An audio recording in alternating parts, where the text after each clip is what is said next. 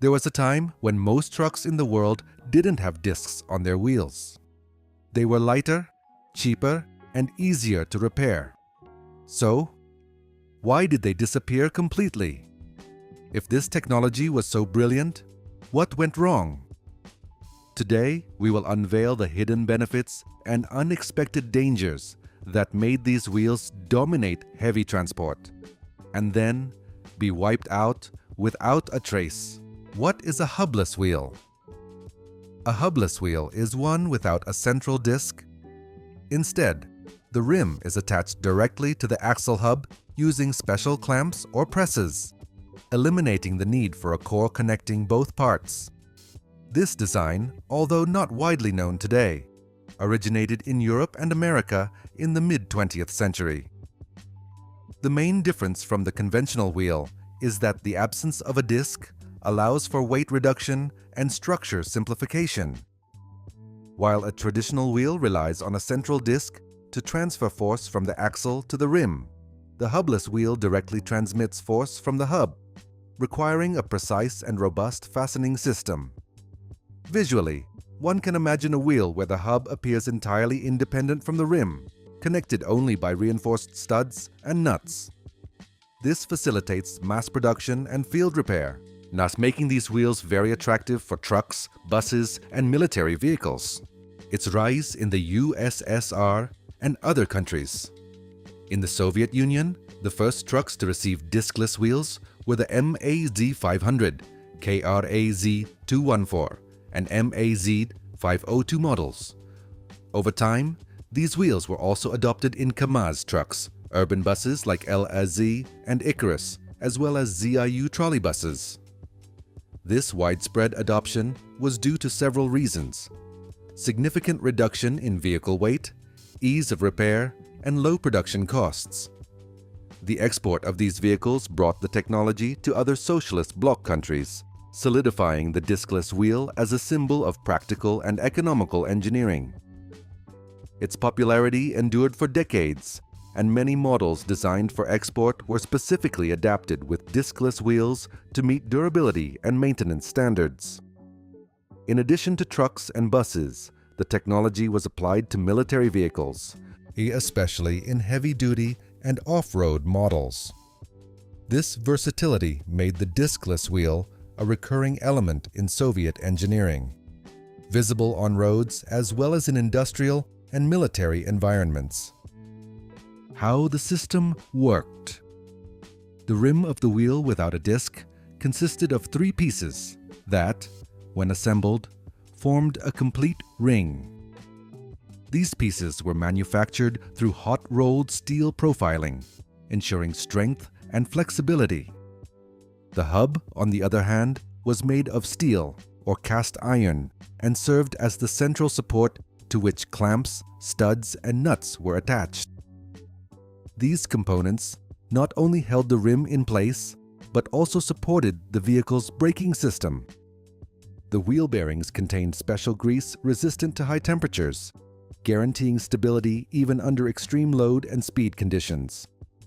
To protect these bearings from dust and other contaminants, rubber or metal seals were used to prevent leaks and extend the life of the components. There were 2 main variants of discless wheels: removable and non-removable rim. For example, KAMAZ trucks used the non-removable version, while other models allowed the rim to be separated for quick repairs or changes. This flexibility made the wheels ideal for environments where quick maintenance was crucial, such as in heavy transport routes or military operations. Their real advantages. The discless wheels offered a range of advantages that broadly justified their adoption at the time. One of the most important was the weight reduction, which ranged between 10 and 15% compared to a conventional wheel. This led to lower fuel consumption and greater payload capacity. Their durability and mechanical simplicity made assembly and disassembly easier, allowing for more agile maintenance. Moreover, their more economical construction significantly reduced the cost of production and replacement. Another notable benefit was the improved brake ventilation, preventing overheating and extending the lifespan of braking components. Compatibility was another strength. Rims of different widths could be installed on the same hub or even double wheels on axles intended for heavy loads. Field repairs were simple, ideal for military or rural vehicles where technical assistance might be limited. For all these reasons, discless wheels were considered a practical, economical, and efficient solution for several decades. The hidden issues. Despite their advantages, over time significant problems began to arise, affecting the safety and maintenance of discless wheels. One of the main risks was the imbalance created if the wheel was not properly installed on the hub, which could lead to dangerous vehicle movements on the road. Another drawback was the difficulty in maintaining the rim's airtightness, which made the use of tubeless tires impossible. During inflation, the retaining ring could be ejected, causing serious accidents. Additionally, compatibility with modern tire standards became complicated, making the integration of these wheels into contemporary fleets difficult. Maintenance, although relatively simple under normal conditions, required precision and attention to detail. Any error in installation could result in critical mechanical failures, a problem more safely and reliably avoided with the new disc wheel systems. The end of an era. In the 1980s, Europe and America began to adopt the system known as Eurodisc, based on rims with an integrated disc. This change aimed to improve safety, facilitate mounting, and ensure compatibility with modern tubeless tires. In the Soviet Union, the transition began a bit later, and in the 1990s, KAMAZ completely abandoned discless wheels.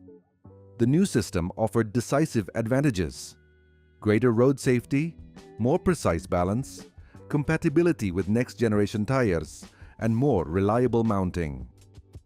With these improvements, discless wheels were relegated to history, becoming a symbol of classic Soviet engineering, yet obsolete compared to modern standards. Visually, this change can be represented by the transition from an old MAZ truck to a modern KAMAZ, showing how technology evolved to meet new demands in safety, efficiency and industrial compatibility, legacy, and possible return. Although discless wheels disappeared from mass production, their concept continues to inspire contemporary engineers. The idea of reducing weight, simplifying the wheel suspension structure, and facilitating field repair has been revisited in some light electric industrial and military vehicles. The technical legacy of these wheels demonstrates that certain design principles, though risky in their time, possess a value that transcends decades. The final reflection suggests that perhaps discless wheels were an idea ahead of their time, too innovative and risky for the last century, but with concepts that could be implemented today with greater safety and efficiency. Do you think discless wheels deserve a second chance? Leave it in the comments. If you're interested in videos about truck history and technology, give it a like and subscribe so you don't miss the next one. The history of these wheels teaches us how innovation can be temporarily discarded, only to be re-evaluated by future generations that can leverage its advantages with modern technology.